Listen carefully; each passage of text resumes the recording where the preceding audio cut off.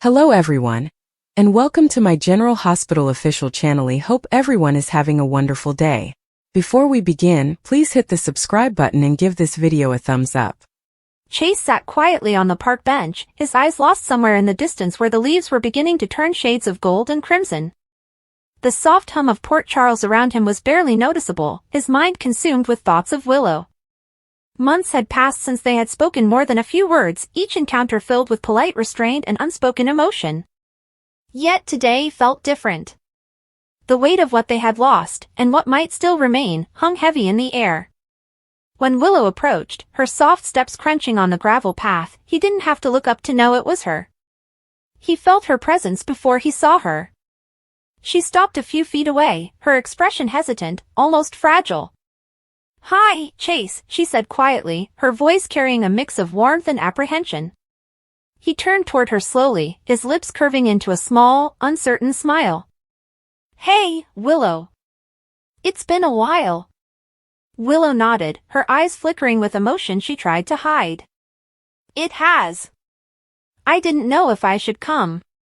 Chase rose to his feet, brushing his palms against his jeans as he studied her face, still beautiful, still familiar, yet carrying the quiet pain of everything they'd been through. "You made the right choice," he said softly.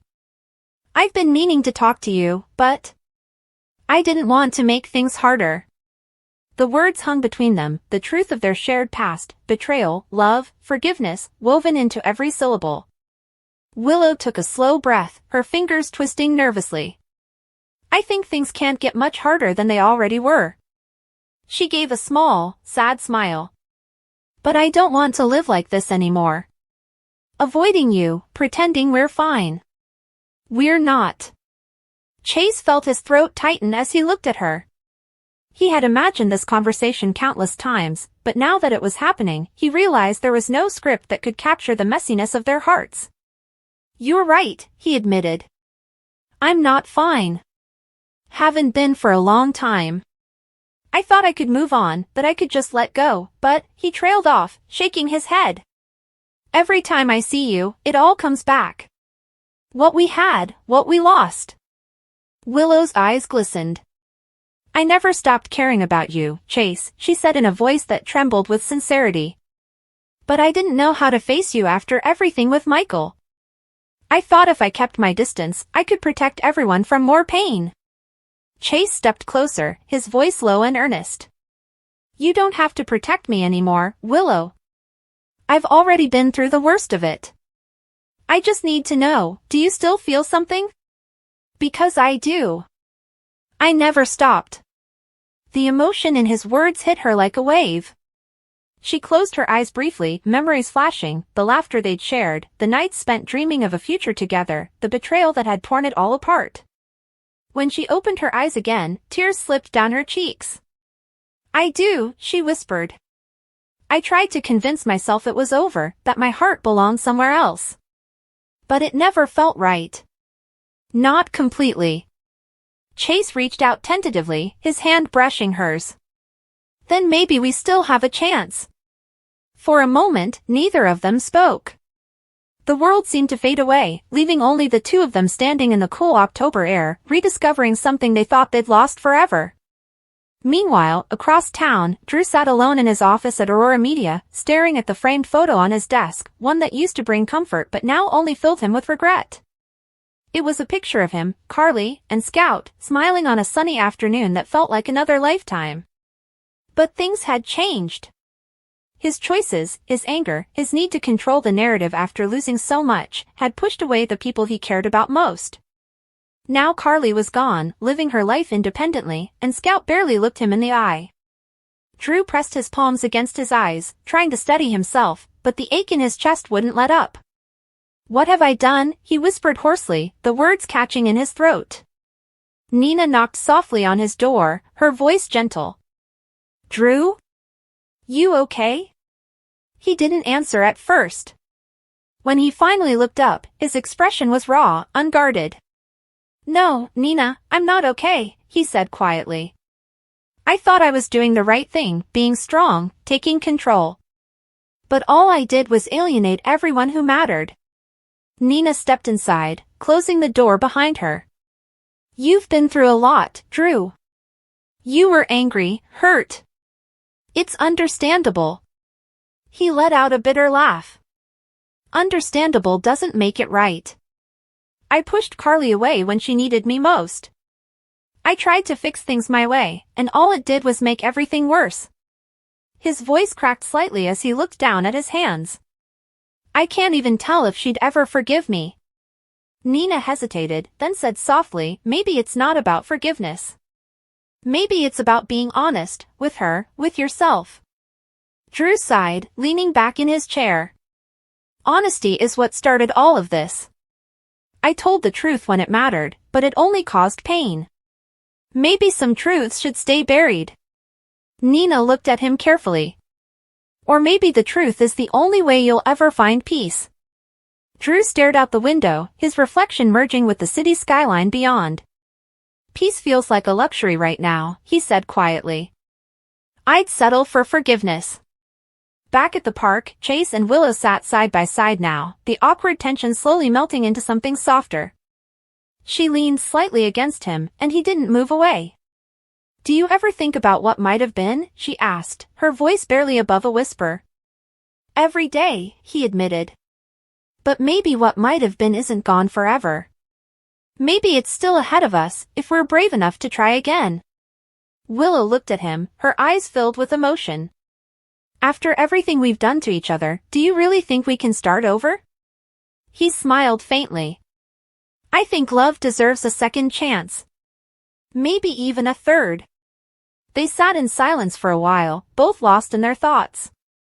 The sound of children playing in the distance and the gentle rustle of the leaves felt like a quiet reminder that life goes on, that healing is possible. Chase, Willow said softly, I don't want to rush anything. But I want to stop pretending I don't still love you. His heart skipped a beat at her words. He took her hand gently. That's all I needed to hear. She smiled through her tears. Then maybe we can start with coffee? He laughed, the sound warm and genuine. Coffee sounds perfect. Later that night, Drew found himself at Charlie's pub, nursing a drink he hadn't touched. He wasn't sure why he'd come, maybe to get out of his own head, maybe to find a distraction. But when Carly walked in, laughter echoing from a conversation she was having with Olivia, his heart clenched. He watched her for a moment before she noticed him. Her smile faltered slightly, replaced by that look, the one that said she wasn't sure if she was ready to talk. Drew stood up, walked over, and spoke quietly. Hey, Carly. She turned toward him, arms crossed protectively. Drew. I didn't expect to see you here. He nodded. Yeah. I didn't expect to come here either. There was a pause. Can we talk? Olivia gave Carly a small nod before slipping away. Carly exhaled slowly. What do you want to talk about, Drew? His voice was heavy with remorse. About how I messed everything up. About how I hurt you. I thought I was protecting what we built, but I was just angry. Angry at the world, at the system, at myself. Carly's expression softened, though her guard stayed up. You were angry, yeah. But you also made choices, Drew. You shut me out when I tried to help. He nodded. I know. And I hate myself for it. Every time I think about it, I feel like I'm right back there, watching everything fall apart and not being able to stop it. He paused, eyes wet. I miss us, Carly. Not just as a couple, but as partners. As friends. Carly looked down for a moment before meeting his gaze again. I miss that too, she admitted softly. But things changed. We can't pretend they didn't. Drew swallowed hard. I'm not asking you to forget. I just need you to know I'm sorry. For everything. A silence stretched between them, filled with everything they couldn't say. Finally, Carly nodded. I believe you, she said quietly. That's a start. Drew smiled faintly, though tears filled his eyes. It's more than I deserve. As the night grew darker, Chase walked Willow back to her car. The world around them felt lighter somehow, the air charged with new possibility. When they reached her car, she turned to face him. "Thank you for not giving up on me," she said. "I gave up once," he replied softly. "Never again." She reached up, touching his cheek tenderly. "Then maybe we both get a do-over." He smiled, eyes shimmering with hope. "I'd like that." And as their lips met in a long overdue kiss, the broken pieces of their past began to fit back together. Across town, Drew sat on the pier, the cold wind off the water biting against his skin. He thought of Scout, of Carly, of every bridge he'd burned. The sound of the water lapping against the dock was oddly soothing, reminding him that life, like the tide, never stops moving. He took a deep breath, whispering into the night, "I'll make it right." The regret still lingered, but for the first time in a long while, it came with resolve. Port Charles, as always, held its secrets and its sorrows, but beneath it all, hearts that had been shattered were learning to heal again. For Chase and Willow, love had come full circle, finding its way back through forgiveness. For Drew, redemption had just begun, a path paved with tears, regret, and the faint hope that maybe, someday, he'd find peace again. And as the night settled over the town, the flicker of second chances glowed quietly in the hearts of those who dared to believe. The air in the Port Charles police station always carried a specific chill, a sterile blend of industrial cleaner, stale coffee, and the low-grade hum of fluorescent lights. It was a place of procedure and paperwork, of cold facts and colder realities. For Detective Harrison Chase, it had become a second home, a refuge built from the very bricks of duty that had, for so long, shielded him from the crumbling foundations of his personal life. He sat at his desk, the glow of his computer screen reflecting in his tired eyes, a case file open before him but his focus miles away. Or, more accurately, just a few blocks away, in a hospital room at General Hospital. His phone, a silent, dark slab on the desk, was the unspoken center of his universe. Every flicker of the screen, every faint vibration from a system notification, sent a jolt through his nervous system. He was waiting for a call, the only call that mattered. The one from his mother, from Willow, from anyone at the hospital with an update on his father. Hamilton Finn, a man of science and compassion, was fighting for his life after a brutal, senseless attack, a victim of a contagion he himself was desperately trying to understand. The irony was a bitter pill Chase had been forced to swallow for days. He ran a hand over his face, the stubble on his jaw rough against his palm. The image of his father, lying pale and still amidst a tangle of wires and beeping monitors, was seared onto the back of his eyelids. They had only just begun to rebuild their relationship, to forge a bond that went beyond the complicated history of their family, the shadow of Silas Clay and the mother they had both lost. The thought of losing Finn now, just as they had found each other, was a physical pain, a constant, gnawing ache in his chest. The station house door swung open, and a familiar figure stepped through, cutting through the bureaucratic haze. It was his partner, Detective Dante Falconeri. Dante's face, usually a mask of cool, professional competence, was etched with a concern that was deeply personal. He'd been by Chase's side through it all, a steady presence in the unsteady chaos. "Anything?" Dante asked, his voice low as he approached Chase's desk. Chase just shook his head, the movement heavy with exhaustion. "Nothing. Mom said they were running more tests. His vitals are stable, but that's all they'll say. Stable can mean anything." He let out a long, shaky breath. "I should be there. I feel useless here." "You're not useless, Chase. You're giving your mom space to be his doctor right now. And you're here, doing your job, which is what your dad would want you to do." Dante leaned against the desk. "Besides, you'd just be pacing a hole in the waiting room floor. I've seen you do it." A ghost of a smile touched Chase's lips, but it didn't reach his eyes. "Yeah, well. It's better than staring at this incident report." He gestured vaguely at the file. His mind wasn't on work. It was on the past, on the choices that had led him to this moment of suspended animation. His thoughts, as they so often did, drifted to Willow Tate. Beautiful, kind, resilient Willow. The woman he had loved with a ferocity that had surprised even himself. the woman he had pushed away in a moment of catastrophic, self-sacrificing foolishness. He had convinced himself he was setting her free, that his own uncertain future, a future once threatened by a misdiagnosed terminal illness, was a chain around her ankles. He had believed, with the twisted logic of a heart trying to do the right thing, that she was better off without him.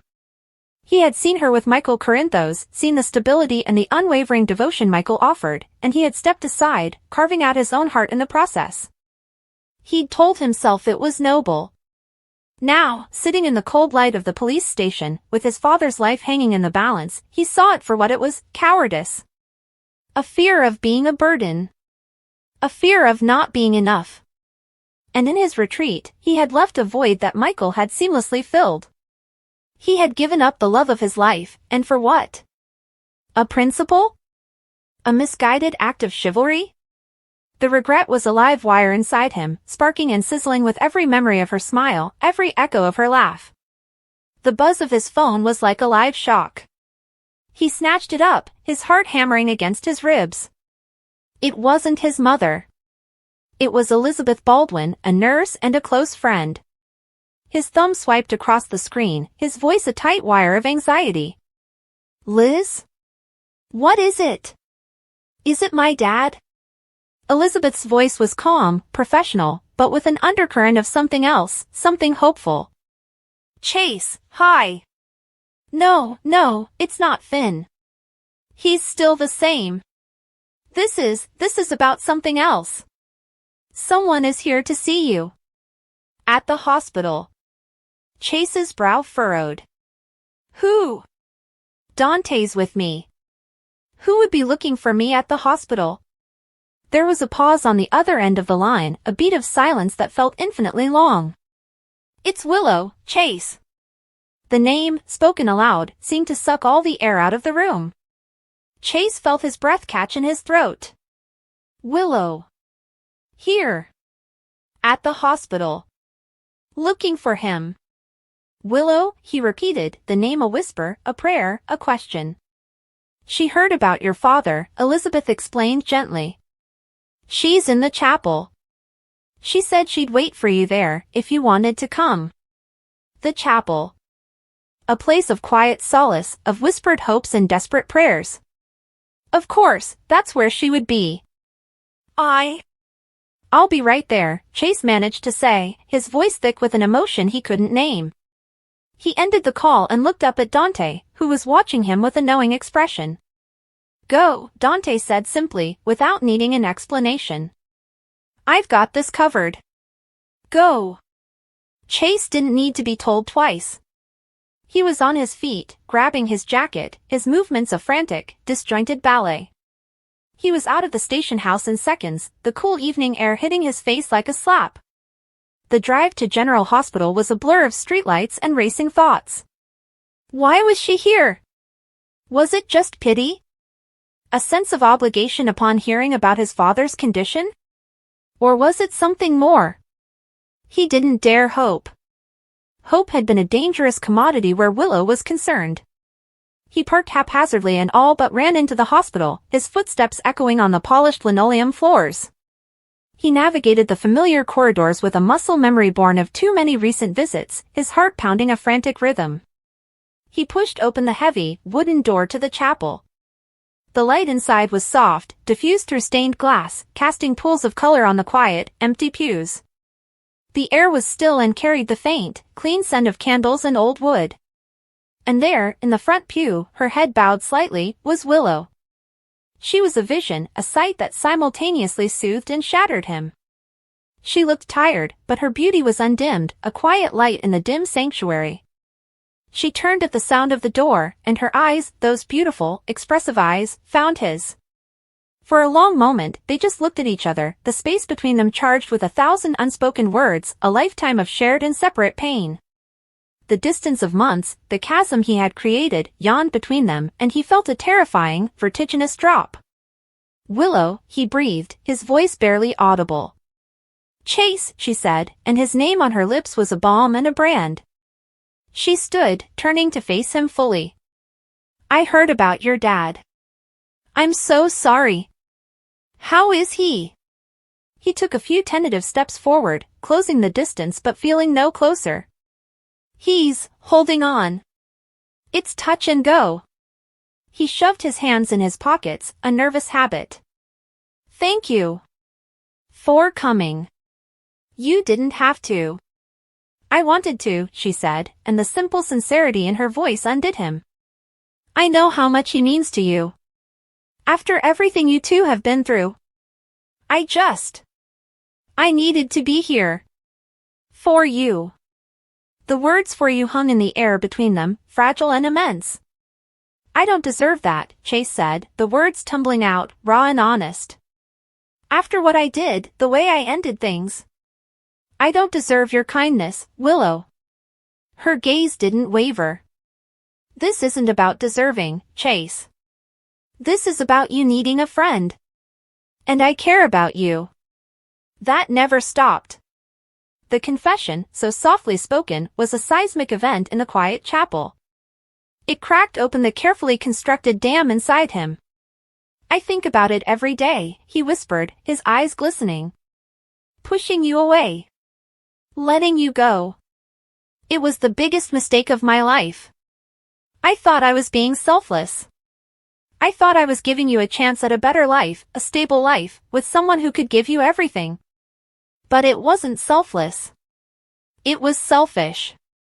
I was so afraid of being the thing that held you back, of my own baggage, my own problems. I was a coward. Tears welled in Willow's eyes, mirroring his own. You broke my heart, Chase. I broke my own, he choked out, taking another step closer. The space between them was now just a few feet, a gap that felt both infinitesimal and infinite. I see you with Michael, and I see how he looks at you, how he's there for you, and I'm glad you have that. I am. But God, Willow, it kills me that it's not me. I gave you up, and I will regret it for the rest of my life. He was crying openly now, the tears he had held back for his father, for his failed relationship, for his own profound loneliness, finally spilling over. They were tears of pure, unadulterated regret. Willow watched him, her own tears tracing paths down her cheeks. She saw the raw pain in his face, the depth of his sorrow, and the wall she had built around her own heart began to crumble. She had loved Michael for the safety he provided, for the unwavering rock he was in her tumultuous life. But what she had felt for Chase, that was a different kind of love. It was a wildfire, all-consuming and terrifying and exhilarating. It was a connection that had never truly been severed, only buried under layers of hurt and practical decisions. I loved you, she said, her voice trembling. I loved you so much. The past tense was a knife to his heart. He nodded, accepting the blow. I know. And I threw it away. But then she took a step, closing the final distance between them. She reached out, her hand gently cupping his wet cheek. Her touch was electric, a jolt of pure, undiluted memory and feeling that shot through his entire body. I never stopped, she whispered. The world stopped. The hum of the hospital, the distant pages, the weight of his father's illness, everything faded into a dull roar, and all that existed was her hand on his face, her tear-filled eyes, and those three words. What? He breathed, hardly daring to believe it. I never stopped loving you, Chase, she repeated, her voice stronger now, filled with a conviction that shattered his remaining defenses. I tried. I tried to move on, to build a life with Michael. And what we have it's good. It's safe.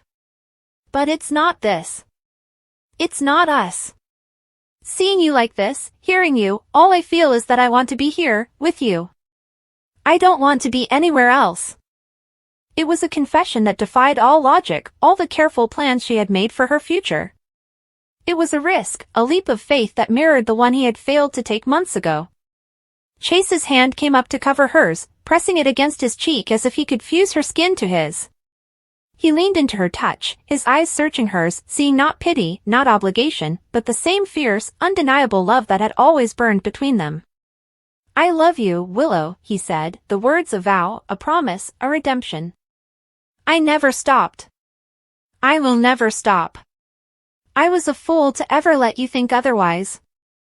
And then, as if drawn by a force greater than gravity, they moved together.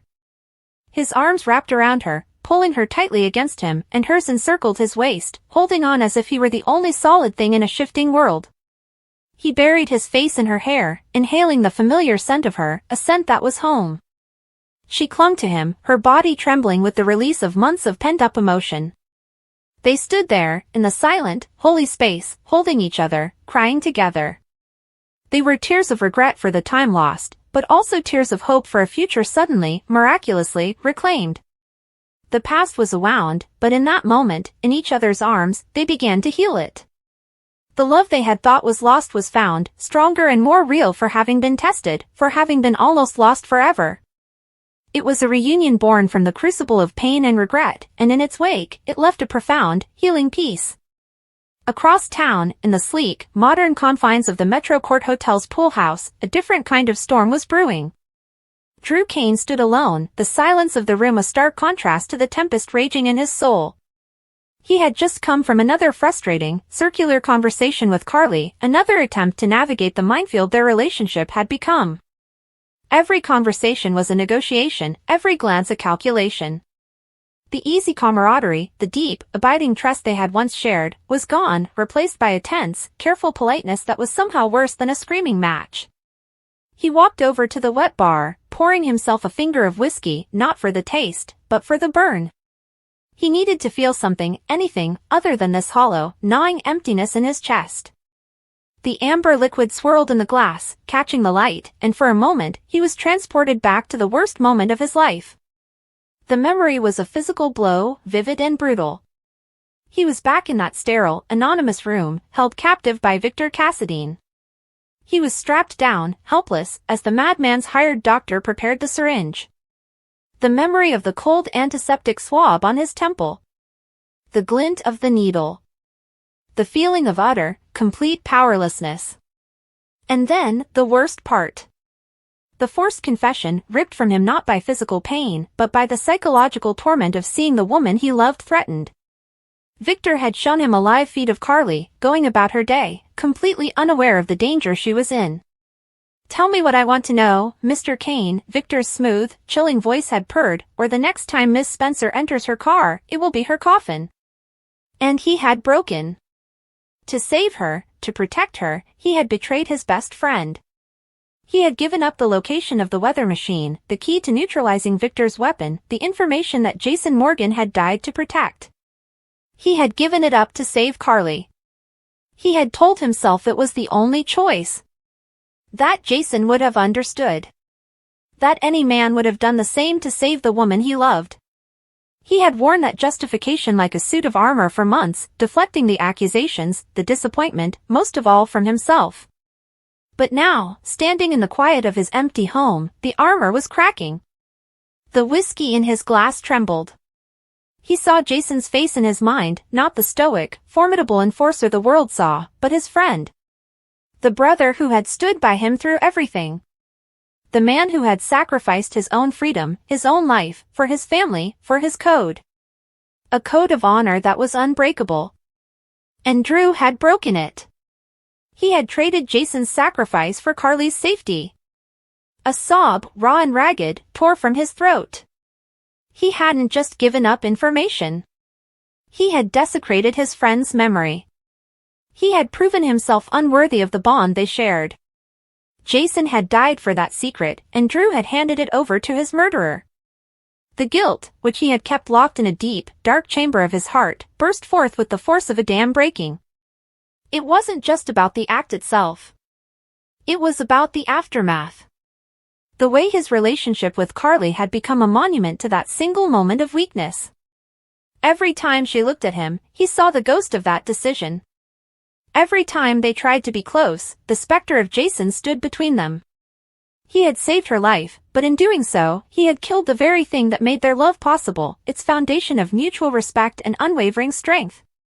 He had failed Jason. He had failed Carly. And most of all, he had failed himself. The glass fell from his nerveless fingers, shattering on the tile floor, the sound like a gunshot in the silent room. He didn't notice. His legs gave way, and he collapsed to his knees amidst the shards of glass and the spreading stain of whiskey. He buried his face in his hands, his broad shoulders shaking with the force of his grief. Tears, hot and shameful, streamed down his face. They were tears of pure, unadulterated regret. Not the quiet, sad tears of a man who has lost something, but the violent, body-racking sobs of a man who has thrown away the most important parts of himself. He cried for Jason, for the friend he had betrayed. He cried for the love he and Carly had shared, a love that was now forever tainted by his compromise.